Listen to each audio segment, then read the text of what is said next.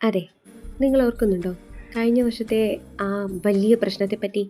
അതിസങ്കീർണമായ ആ പ്രോബ്ലം ഇന്നൊരു ഓർമ്മ മാത്രമാണ്.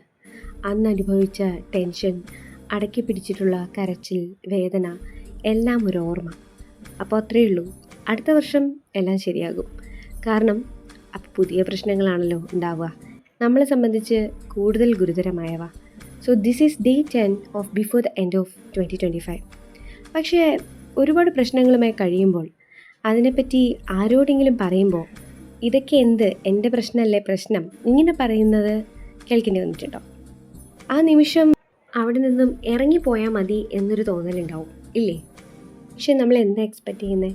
എന്തും കേട്ടുകൊണ്ടിരിക്കുന്ന ആ ഒരാൾ ആരും ആയിക്കോട്ടെ, പക്ഷെ അതൊരു വലിയ എക്സ്പെക്റ്റേഷൻ ആണെന്നാണ് എനിക്ക് തോന്നാറ്. കാരണം എല്ലാ പ്രോബ്ലംസും കേട്ടതിന് ശേഷം ഒരു ക്ലാസിക് ഡയലോഗായിരിക്കും ഏറ്റവും കൂടുതൽ നമുക്ക് കേൾക്കാൻ സാധിക്കുക. എല്ലാവർക്കും പ്രശ്നം കാണും എന്ന സ്റ്റേറ്റ്മെൻറ്റ്. ചിലപ്പോൾ നമ്മുടെ പ്രശ്നത്തെ മറ്റുള്ളവരുടെ പ്രശ്നമായി കമ്പയർ ചെയ്ത് പറയും. ഇതൊക്കെ കൈൻഡ് ഓഫ് ടോക്സിക് പോസിറ്റിവിറ്റി ആയിട്ടാണ് എനിക്ക് തോന്നാറ്. ഒന്നും മിണ്ടാണ്ട് വെറുതെ കേട്ടുകൊണ്ടിരിക്കാൻ അങ്ങനെ പറ്റില്ലേ? Are we asking too much?